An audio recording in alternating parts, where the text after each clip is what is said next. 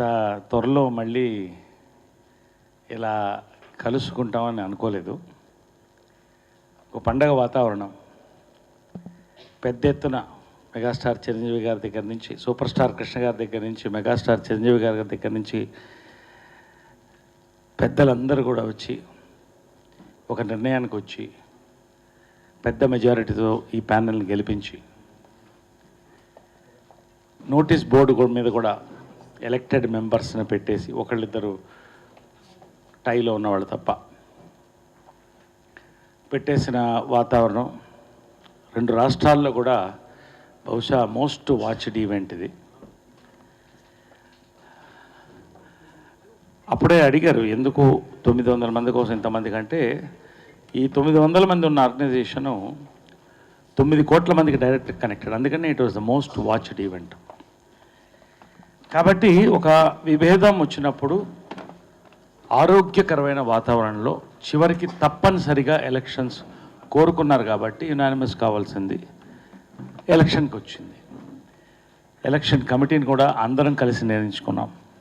Senior most people Krishnamohan గారు, నారాయణరావు గారుతో పాటు కొంతమంది. ఒక ఆరోగ్యకరమైన వాతావరణంలో కొన్ని తప్పులు జరిగినా దాని గురించి నేను మాట్లాడదలుచుకోలేదు.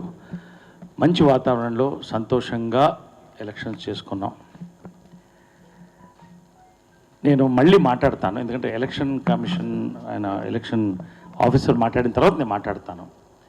ఇవాళ డైరెక్ట్ విషయం ఏంటంటే, ఒక మంచి ముహూర్తం చూసాం. మేము ముహూర్తం జనరల్గా మనం భారతదేశంలో నమ్ముతాం కాబట్టి ముహూర్తం చూసాం. ముహూర్తం చూసి 22 బాగుంది ముహూర్తం. అమ్మవారు ఫ్రైడే, ఇట్లాగా కొన్ని సెంటిమెంట్స్ ఉన్నాయి. శ్రీచక్రం వేసుకుంటాను నేను కూడా. పెద్దలందరితో మాట్లాడాం, సూపర్ స్టార్ కృష్ణ గారితో మాట్లాడాం, బ్లెస్సింగ్స్ తీసుకున్నాం. మెగాస్టార్ గారు వారు ఆర్ఎఫ్సిలో ఉన్నారు, మాట్లాడాం, మెసేజ్ పెట్టారు, మండే కలుస్తున్నాం అన్నారు. చెప్పాం సూచాయిగా ఇదని. నాగబాబు గారికి కూడా చెప్పాం, ఇలాగా త్వరలో కలుస్తున్నాం, వచ్చి ఈ స్వేరింగ్ ఇన్ సెరమనీ ప్రమాణ స్వీకారం తీసుకుంటాం అని చెప్పాము. అందరిని కలిసాం, పెద్దలు దాదాపు ఇంకా కలుస్తున్నాం. మంత్రి గారిని కలిసాం, తలసాని శ్రీనివాస్ యాదవ్ గారిని, వారు హర్షించడం జరిగింది. 22 ముహూర్తం బుక్ చేసి, ఎక్కడది క్లబ్ రెసిప్ట్ ఎక్కడ? నిన్న సాయంకాలం క్లబ్బు మన ఎఫ్ఎన్సిసి మామూలుగా లాస్ట్ టైం పెట్టిన చోటే, అక్కడ ఈ ప్రమాణ స్వీకారం చేద్దాం అని చెప్పి అన్ని సంతోషకరమైన వాతావరణం చేస్తున్నాం. పొద్దున్నే మాజీ అధ్యక్షులు వారు శివాజీ రాజా గారు ఫోన్ చేయడం జరిగింది ఎలక్షన్ ఆఫీసర్ గారికి. 31 వరకు, మార్చి 31 వరకు నేను పదవిలో ఉన్నాను, అక్కడి వరకు ఎవరు అక్కడ కూర్చోవడానికి లేదు, కాబట్టి నా టైం ఉన్నంత వరకు 31 వరకు ఎవరు అక్కడ కూర్చోవడానికి లేదు, ఎలాంటి కార్యక్రమాలు జరగడానికి లేదు, నేను కోర్టుకు వెళతాను అని చెప్పడం జరిగింది. 1 మంత్ ముందు జరిగిన దానివల్ల ప్రధానమంత్రి ఆ కుర్చీలో మే వరకు కూర్చోకూడదు అని రూల్ ఉందా? డైరెక్ట్గా అడుగుతున్నా. డైరెక్ట్ అందరూ అడిగేసేయండి, మీరు అడగండి, చెప్తానండి.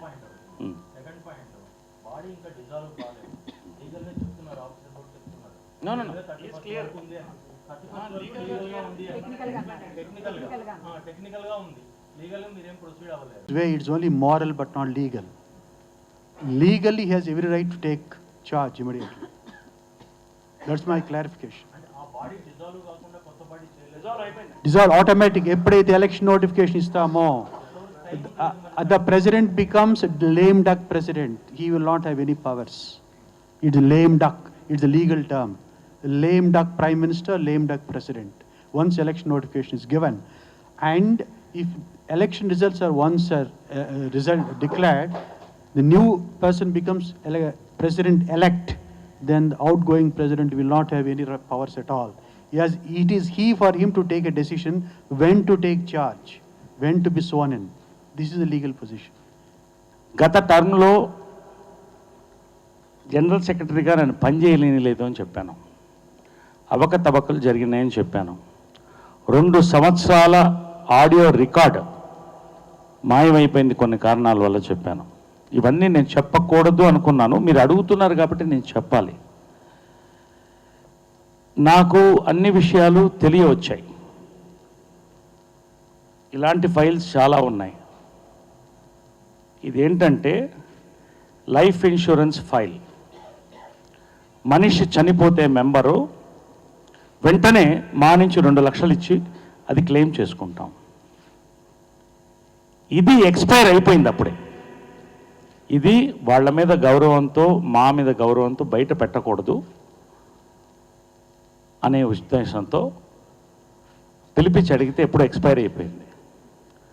ఇది కనుక ఒక వ్యక్తి దురదృష్టవశాత్తు చనిపోతే 2 lakh rupees మా ఇవ్వడానికి ఉండదు. మోస్ట్ క్రూషియల్, ప్రతి మెంబర్కి కూడా ప్రాణాంతకం ఏమైనా పరిస్థితి వస్తే ఇది ఎక్స్పైర్ అయిపోయింది. నేను ఆఫీస్లో సురేష్ని అడిగితే అందరి ముందు చెప్పాడు, 2 లక్షలది 3 లక్షలు చేయబోతున్నాం కాబట్టి నేను వచ్చిన తర్వాత చేద్దామన్నారు. ఇది కరెక్టా? మనుషుల ప్రాణాలతో ఆడడం కరెక్టా? డైరెక్ట్ ఫైల్ పెట్టి చూసుకోండి, ఫైల్ చూసుకోండి.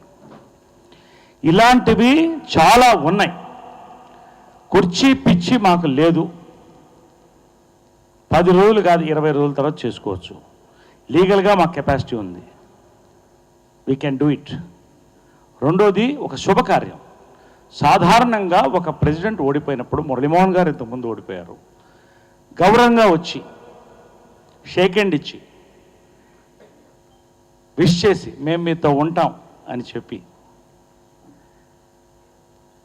చార్జ్ నెక్స్ట్ కమిటీ నిర్ణయించిన రోజున, ఇంతకుముందు కూడా అలాగే జరిగింది, చార్జ్ ఇచ్చేసి వెళ్ళిపోతాం. ఇది గౌరవం. నిన్న నేను పేర్లు చెప్పను కానీ చెక్కులు సైన్ చేయాలి, పెండింగ్ ఉన్నాయంటే మేము పెట్టమని కూడా చెప్పారు. ఇవన్నీ మేము మాట్లాడాల్సి వస్తూ ఉంది. మేము మాట్లాడకూడదు అనుకున్నాం. ఈ ఫైల్ విషయం బయట పెట్టకూడదు అనుకున్నాం. ఇంటి గుట్టు కోసం మేము రిస్క్ చేసి, ఇలాంటివి చాలా ఉన్నాయి.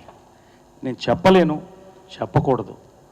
కానీ ఒక శుభకార్యం జరుగుతున్నప్పుడు, మాకు ఆ రైట్ ఉన్నప్పుడు ఎందుకు ఆపడానికి ప్రయత్నిస్తున్నారు? ఒక మంచి ముహూర్తం చూసాం. పోనీ ఒక 2-3 days బ్యాక్ చెప్పండి, లేదా ముందే చెప్పండి, 31st వరకు నేను కూర్చోవాలి ఆ కుర్చీలో అని. కూర్చోండి, సంతోషంగా. మేము రాము, 1వ తారీఖే వస్తాం. ఒక క్లబ్బు మొత్తం 500 మంది సభ్యుల్ని భోజనానికి పిలిచి పెద్దలందరితో దీవెనలు తీసుకొని, మంత్రి గారితో దీవెనలు తీసుకొని, ఒక మంచి కార్యక్రమం. ఏముంటుంది ఇది? పదవి స్వీకారం అంటే నేను తీసుకుని వెంటనే కిరీటం పెట్టుకుని ఆడ కూర్చుని ఆ కుర్చీకి ఏలాడిపోను కదా. పనులు ఉన్నాయి, చేయాల్సిన పనులు చాలా ఉన్నాయి మాకు. ఇవన్నీ ఆగిపోయి ఉన్నాయి. ఇవి మేము చెప్పలేదు ఇంతకుముందు కూడా. ఇంకా కొన్ని ఉన్నాయి, అవన్నీ నేను తీయట్లేదు. ఇప్పటికి కూడా చెప్తున్నాను, నేను తీయను. మా ఇంటి గుట్టు కోసం తీయను. కానీ ఎందుకు ఇట్లా హింస పెడుతున్నారు?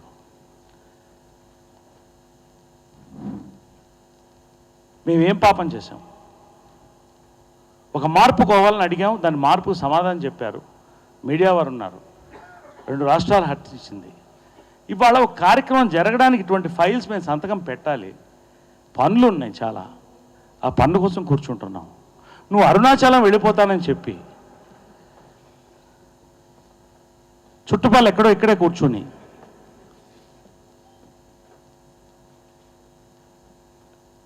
దీన్ని ఎట్టి పరిస్థితుల్లోనూ డిస్క్వాలిఫై చేయాలి 10 రోజుల్లో అనే ఒక ప్రయత్నం జరుగుతుంది. కొంతమంది మెంబర్స్ని ఇంతకుముందే మా దగ్గర ఎత్తుకెళ్ళిపోవడం జరిగింది ఎలక్షన్ ముందు. అవన్నీ మేము మాట్లాడదలుచుకోలేదు. ఇప్పుడు కూడా నువ్వు ఎందుకు ఎలక్ట్ కాలేదు, నీకు ఎక్కువ ఓట్లు వచ్చినాయి, రీకౌంటింగ్ పెట్టించు అని రీకౌంటింగ్ పెట్టించి ఆపాలని ఒక ప్రయత్నం జరుగుతుంది. మాట్లాడించమంటే మాట్లాడిస్తాం. తప్పండి. మా ఒక స్వచ్ఛంద సేవా సంస్థ, పొలిటికల్ పార్టీ కాకూడదు, మాఫియా అసలే కాకూడదనే ఈ ఎలక్షన్ మేము పెట్టాం. దయచేసి గెలిచిన తర్వాత అంత ఎమోషన్లో 2 సంవత్సరాలు నేను కుంగిపోయినటువంటి ఎమోషన్లో కూడా శివాజీ రాజా ఐ లవ్ యూ, పనిచేద్దాం, కలిసి పనిచేద్దామని 5 గంటలకి నిద్ర లేదు, జ్వరం, దామ్మా నువ్వు వెళ్ళి రెస్ట్ తీసుకుని రా, కలిసి పనిచేద్దాం, మన అందరం మనస్ఫూర్తిగా అందరం తీసుకుందామని నేను చెప్పడం జరిగింది. నేనేదో పెద్ద మనిషిని కాదు, మా కోసం, మనందరి కోసం. రేపు మొహాలు చూసుకోవాలి. ఇప్పటికే ప్రజల దృష్టిలో, మెంబర్ దృష్టిలో దిగజారిపోయారు. ఎందుకు మళ్ళీ ఇంకా ఎందుకు ముందుకు పోతున్నారు ఇట్లా? శ్రీకాంత్ మరుసటి రోజు నిజంగా ఫోన్ చేశాడు నాకు. అది కూడా చెప్తున్నాను. ఇది ఎందుకు ప్రశ్న చెప్తున్నా అంటే థ్యాంక్స్ చెప్తున్నా శ్రీకాంత్. నరేష్ అయిపోయింది, ఏదో అయిపోయింది. Anyway let us be friends, సంతోషంగా ఉందాం, జెంటిల్మ్యాన్. నేను శ్రీకాంత్ని ఒకటే అడుగుతున్నాను. శ్రీకాంత్ మిత్ర, శ్రీకాంత్, తనికెళ్ళ భరణి గారు, సాయి కుమార్ నువ్వు ఒక హీరో, తనికెళ్ళ భరణి గారు గొప్ప వ్యక్తి, గొప్ప దర్శకుడు, సినిమా రాజీవ్ కనకాల మంచి ఫ్యామిలీ నుంచి వచ్చాడు, ఎంతోమంది మంచివాళ్ళు ఉన్నారు. మీరందరూ దీనికి ఒప్పుకుంటారా చెప్పండి, లేదా మమ్మల్ని ఏం చేయమంటారో చెప్పండి. మిమ్మల్ని అందరిని అడుగుతున్నాను. ఇది సరే, మీరు దీన్ని సమర్థిస్తున్నారని నేను అడుగుతున్నా. ఇంకా నేను దీని గురించి మాట్లాడదలుచుకోవాలి. పెద్దలు ఏ నిర్ణయం తీసుకుంటే దాన్ని బట్టి వెళతాం, మాకేం తొందర లేదు, ఉగాదికే పెట్టుకుంటాం, ఇంతే కదా. ఈ లోపల జరిగే కుట్రలు ఏమన్నా జరిగితే మేము బాధ్యులం కాము. ఆ రోజు రాత్రి ఇక్కడ ఎన్నికల్లో ఎలక్షన్ ఆఫీసర్స్ పడిపోతుంటే రాత్రి 1 గంటకి పర్వాలేదు లాక్ చేసేసి సీల్ చేసేసి పొద్దున కౌంట్ చేద్దామంటే ఇక్కడ తప్పులు జరుగుతాయి. ఇప్పుడు జరగాల్సిందంటే 4 గంటలు అందరం శివాజీ రాజా కోసం మేల్కొన్నాం. సరే అతన్ని సాటిస్ఫై చేయాలి లాస్ట్ అని. ఇటువంటి ఒక చరిత్ర మాకు అవసరమా? ఫుల్ స్టాప్ పెడదాం. Thank you. మూవీ ఆర్టిస్ట్ నేను చెయ్యని పదవి అంటూ లేదు. ఈసీ మెంబర్ దగ్గర నుంచి ప్రెసిడెంట్గా చేశాను, ప్రతిదీ గౌరవప్రదంగా చేశాను. ఏ రోజు మూవీ ఆర్టిస్ట్ అసోసియేషన్లో ఎప్పుడు గర్వంగా చెప్పుకుంటా, ఒక టీ తాగలేదు 22 ఏళ్ళ నుంచి. అంత గొప్పగా పనిచేసిన వ్యక్తి నేను. సడన్గా వస్తారు, ఈ ఫైల్లో అంతా ఉందంటారు. ఆ ఫైల్లో ఏముండదని తెలుసు. మీకు ధైర్యం ఉంటే మీరు తీసుకొచ్చిన ఫైల్ ప్రెస్ ముందు ఎందుకు పెట్టరు? ఎందుకు ఇంకా మోసం చేస్తారు? మీకు ఏదైనా ఫైల్లో ఉంటే ఆ విషయం ప్రెస్ ముందు బయట పెట్టచ్చు. ఇదిగో ఇది చేశారని బయట పెట్టవచ్చు కదా. అది తప్పు అయితే నేను శిక్ష అనుభవిస్తా. ఆ ఫైల్లో ఏ లేకపోతే మీరు శిక్ష అనుభవించాలి. ఇది కోపం దాంట్లో ప్రతిసారి ఒక ఫైల్ వస్తుంది. టక్ ఇదిగో చూసారా ఈ ఫైల్ అంటారు. ఓపెన్ చేస్తే నేను మంగళవారం ఫోన్ చేశాను 11 గంటలకి, 1 గంటలకు మళ్ళీ నాకు రిప్లై వచ్చింది, 3 గంటలకు మెసేజ్ పెట్టాను, 6 గంటలకు పెట్టాడు, మళ్ళీ మెసేజ్ రిప్లై వచ్చింది. ఈ 4 గంటలు ఇదా మనం ప్రజలకు చెప్పుకోవాల్సింది. నువ్వు ఎంతమందికి సేవ చేసావు, పేద ప్రజలకి ఎంతమందిని కాపాడావు, ఎన్నిసార్లు హాస్పిటల్కి వెళ్ళావు, ఎంతమంది చావులకు అటెండ్ అయ్యావు, అవి కదా మనం చెప్పుకోవాలి. కష్టాల్లో ఉన్న వ్యక్తులు కదా మనం ఆదుకోవాలి. అలాంటి ఒక కమిటీ రావాలి బాగాని అని సభ్యులందరూ కోరుకున్నారు. ఈ కమిటీ అంతా అలా నేను ఏదైతే చెప్పానో ఈ కష్టాలు ఉన్న వాళ్ళని ఆదుకుంటుంది అనుకుంటున్నాను. బాబు శివాజీ రాజా నువ్వు రెస్ట్ తీసుకోవాలన్నారు. నేను శిరసావహిస్తూ నేను రెస్ట్ తీసుకుంటాను.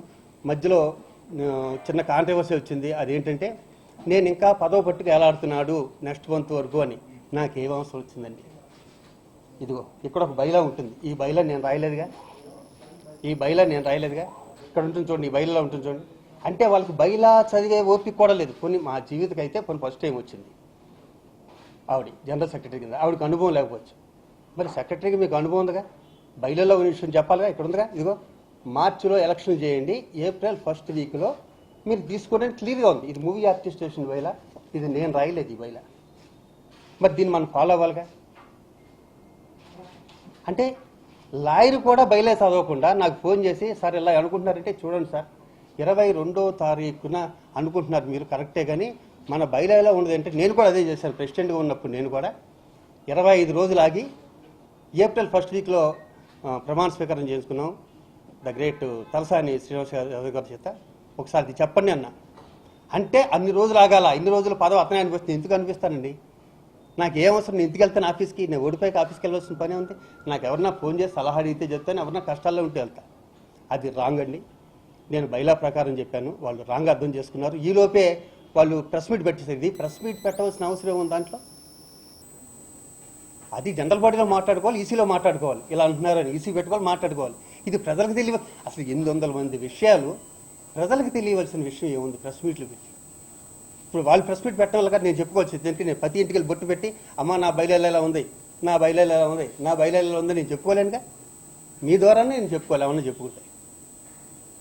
అది కొంచెం చాలా చాలా బాధ అనిపించింది. అది పదవులు బట్టి ఇంకొక విషయం, మీలో ఎవరైనా సరే నేను చేసిన పదవులు చేయాలంటే ముసలోళ్ళు అయిపోతారు. 20 ఏళ్ళు పడతాయి మీకు. నేను ప్రతిదీ ఎక్సెప్ట్ ప్రెసిడెంట్ తప్పితే ప్రతిదీ 2 సార్లు చేసుకుంటా వచ్చా. ఈసారి కూడా నేను ఉండనని చెప్పా. చిరంజీవి గారు లాంటి వ్యక్తి దగ్గర నుంచి అందరూ నువ్వు అందరినీ కలిపికెళ్ళిపోతావు శివాజీ, ఎవరికైనా కష్టాల్లో ఉంటే నువ్వు ఉంటావు. శ్రీకాంత్, పరుచూరి వెంకటేశ్వరరావు గారు, ఎస్వి కృష్ణారెడ్డి గారు, మీరు చూసారుగా నా బర్త్డేకి వచ్చినప్పుడు అందరూ ఏం మాట్లాడారు. నేను ఆ రోజు వాళ్ళు మాట్లాడిన దానికి నాకు కలంటి నీళ్ళు కూడా వచ్చినాయి ఆ రోజు. దాన్ని కూడా ఎటకారం చేశారు. అది వాళ్ళ విద్యత వదిలేస్తున్నారు. అరుణాచలం అన్న దైవ సన్నిధి కూడా కొంచెం ఎటకారంగా మాట్లాడారు. అది కూడా వాళ్ళ విద్యత వదిలేస్తున్నారు. ఇదా మనం ఆర్టిస్టులు అయి ఉండి మనం జనాలకి చెప్పుకోవాల్సింది. నగ్గాక ఎంత హోందాగా ఉండాలి మన ప్రవర్తన. డెఫినెట్గా వాళ్ళు ఎప్పుడు ఏ అవసరం వచ్చినా సరే నేను వాళ్ళకి అందుబాటులో ఉంటాను. నా కమిటీ అంతా ఇప్పుడు నా కమిటీ నా పేరు మీద నగ్గుండొచ్చేమో కానీ ఒకటే కమిటీ, దాంట్లో పొరాపచ్చులు ఏమీ లేవు. ఇంకా ఒక్కొక్క విషయానికి వస్తే మొన్న ఎలక్షన్లో కూడా అమెరికాలో ఏదో అన్యాయం జరిగిపోయింది అంటున్నారు. అరే చిరంజీవి గారు లాంటి వ్యక్తి అధ్యక్షతన దగ్గుబాటి సురేష్ బాబు గారు, కేఎల్ నారాయణ గారు, భరద్వాజ గారు, ఇండస్ట్రీలో ఉన్న పెద్దోళ్ళందరూ ఏం అన్యాయం జరిగిందని కమిటీ వేసి ఆడిటర్స్ని వేసి ఒక నెలలు కుస్తీ పడితే పైసా జరగలేదు. పైగా వేరే ఇంకా 34 లక్షలు అడ్వాన్స్ తీసుకొచ్చి శివాజీ రాజా, శ్రీకాంత్ దాంట్లో వేశారని చెప్పాక కూడా ఈ మాట అంటాం చిరంజీవి గారిని అవమానించినట్టు కాదు ఈ మాట అంటాం. మీరు కూడా ఏమాత్రం వీలున్నా ఈ విషయం చిరంజీవి గారిని అడగండి. సార్ మీ అధ్యక్షతన శివాజీ రాజా, శ్రీకాంత్ అమెరికా వెళ్ళినప్పుడు ఏమన్నా జరిగిందా అని.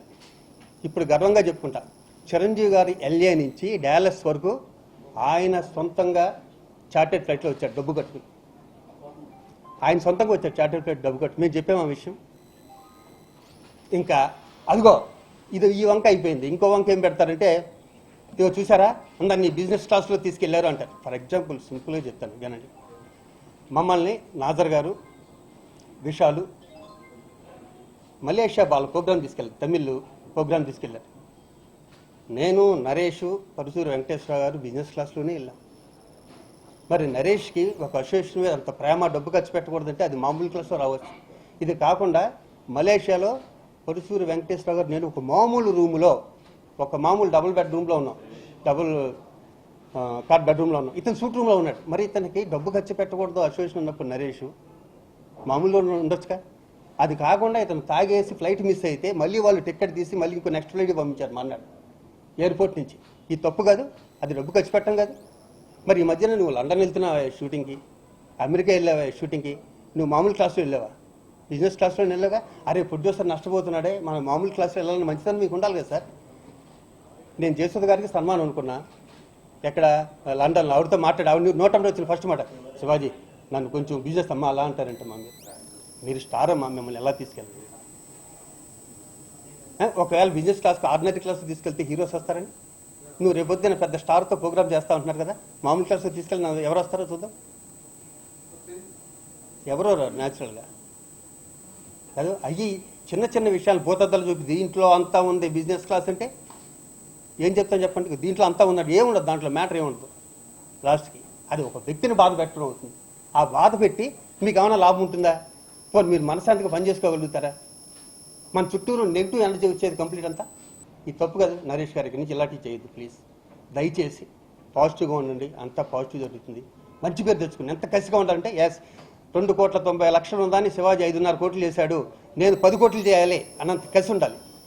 మీలా నాకు 600 కోట్లు మీరు ఎప్పుడు చెప్తారే, అదిగో కదా మన రింగ్ రోడ్లో కూర్చుని అక్కడ కనిపించే అపార్ట్మెంట్స్ అన్నీ నా 600 కోట్లు చేస్తాయని.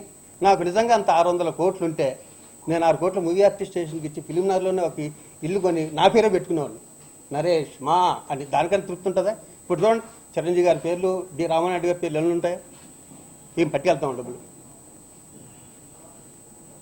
ఒక్క పైసా ఈ 2 ఏళ్లలో నరేష్ అన్న వ్యక్తి జనరల్ సెక్రటరీగా ఉండి ఒక్క నయా పైసా అన్నా సరే మూవీ ఆర్టిస్ట్ అని తీసుకొని చెప్పండి. మాట్లాడితే మా మదర్ 15,000 ఇస్తారండి. మహా తల్లికి ప్రతి ప్రెస్ మీట్లోనూ కాళ్ళకి దండ పెట్టి చాలా గొప్పవాడని చెప్తూనే ఉంటా. 15,000తో మూవీ ఆర్టిస్ట్ స్టేషన్ నడుస్తుందా? హలో పీపుల్, నేను మీ Gayatri Gupta. Please subscribe to Tambola TV. Very interesting. subscribe to Tambola TV. Chaka. Hi, hello, namaste. It's me, Madhvilata. Please subscribe to Tambola TV.